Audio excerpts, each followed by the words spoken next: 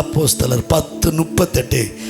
நல்ல கரங்களை தட்டி அந்த வசனத்துக்காக கர்த்தரை மகிமைப்படுத்தி வாசிக்க போகிறோம். அப்போஸ்தலர் 10:38. அப்போஸ்தலர் 10:38. நசரனாகி இயேசுவை தேவன் பரிசுத்த ஆவியினாலும் வல்லமையினாலும் அபிஷேகம் பண்ணினார்.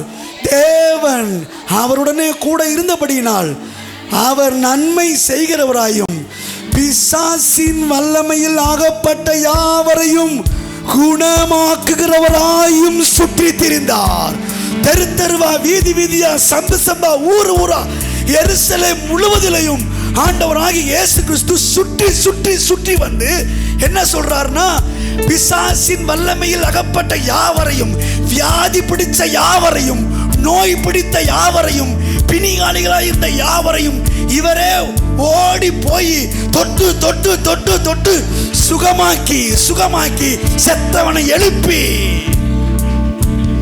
இவர் தொட்டவன் ஒருத்தன் கூட நல்லவன் கிடையாது. நியாயப்பிரமாணத்தின்படி நடக்கல, சட்டதிட்டங்களை அறியல, இதெல்லாம் தாண்டி பச்சை பாவிகள்.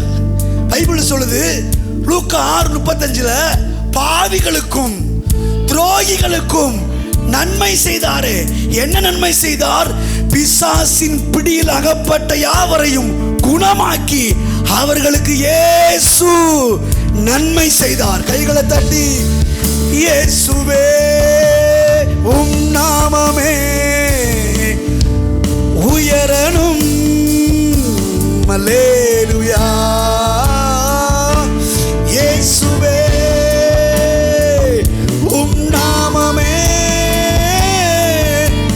பெருகணும், அல்லேலூயா. உங்க நாமம் உயரணும், இன்று மேன்மை அடையணும், பாடுவேன் பாடுவோம் அல்லேலூயா. மத்தேயு 4:23 முதல் 25 வசனம் வரைக்கும் சேர்ந்து வாசிக்க போறோம்.